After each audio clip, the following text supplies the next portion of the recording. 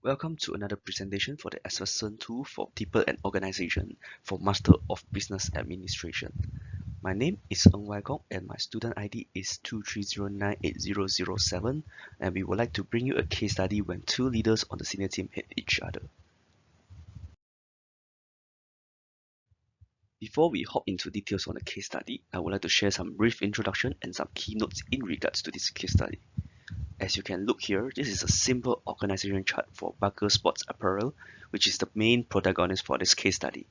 Len Bass is the CEO of Barker Sport Apparel, and out of all the employees, there is two subordinates which we would like to highlight, which is the main problem of this case study.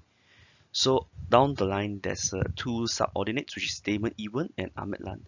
So Damon Ewan is the Chief Finance Officer of the company, and on the other hand, we have Ahmed Lam, the Head of Product Development.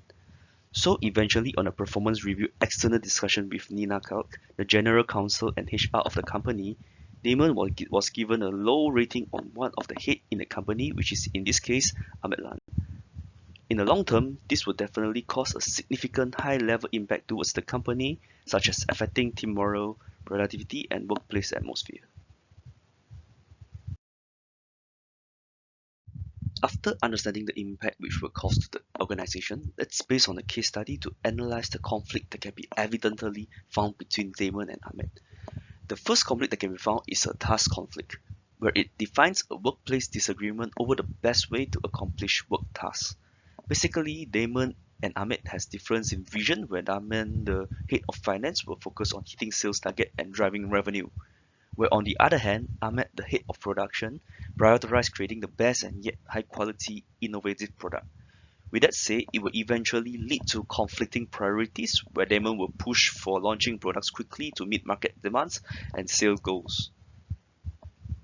Another conflict that can be found in the case study is relationship conflict, and is defined as a conflict resulting from either clashes or negative emotional interactions. There is personal animosities, where Damon and Ahmed dislike each other, resulting in lack of respect and trust, which will lead to collaboration difficulties. Also, there's a communication issues between Damon and Ahmed, where misunderstanding and misinterpretation often happens and lead to conflicts. So on this slide, it will show how Lance, the CEO of Barker Sports Apparel, shall handle the conflict and what are the resolution.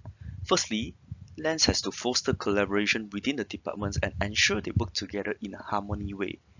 He can facilitate collaboration between the sales and product development team led by both Damon and Ahmed.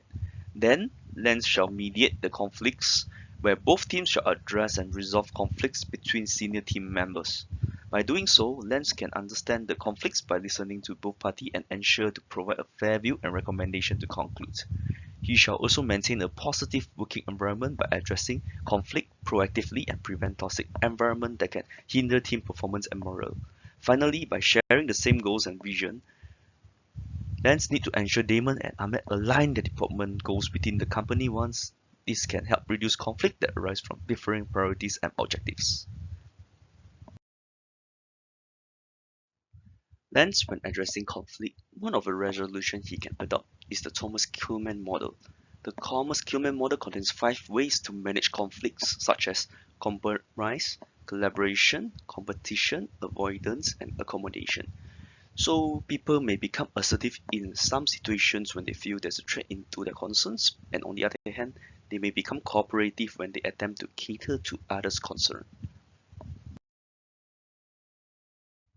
So upon Thomas Kuhlman model, I would like to elaborate more on the collaboration approach.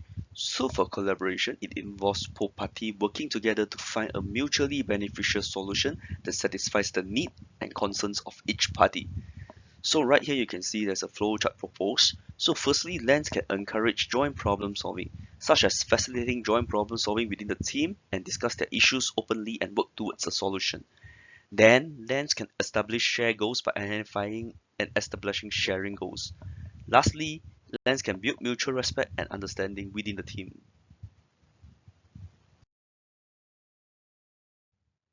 So the second approach in the Thomas Kuhlman's model is compromise.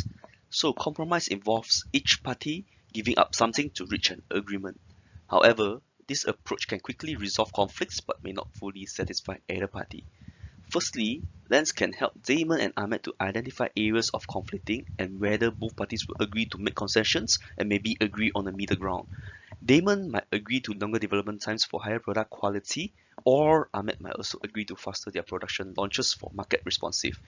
Once everything is agreed, then it will move on to interest balancing. So where the both parties have reached an agreement, their interests will be balanced, where this approach can balance the immediate needs of sales with the long-term goals of product development. The third approach is accommodation. So accommodation involves one party to give in to demands of the other. This strategy can be useful when issue is more important to one party than the other. In the worst case scenario where both parties doesn't give in, Lens need to understand and assess the priorities. Len can use accommodation if it's clear that the issue is critical to one party where the other one is less important.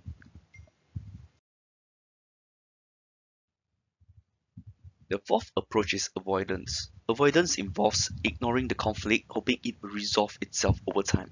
This approach can be used for minor conflicts but generally not recommended for management level conflicts. Lens shall not recommend to use this approach as Damon and Ahmed are considered as high-level management staff. The avoidance of the conflict between both of them may impact the whole organization in a whole.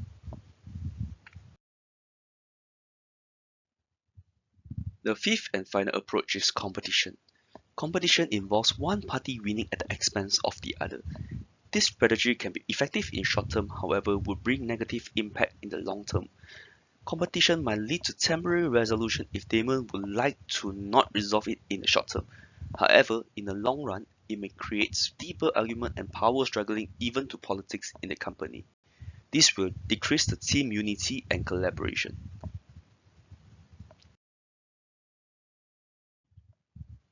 Let's move on to the implementing phase. In this implementing phase, we have proposed a phase of decision to be made such as implement, neutral, and drop. For implement, Lan should use compromise approach and organize a mediation session between Ahmed and Damon to establish a common understanding with each other. Once both parties have met the compromise criteria, then both of them shall collaborate to establish the same goal, foster mutual respects.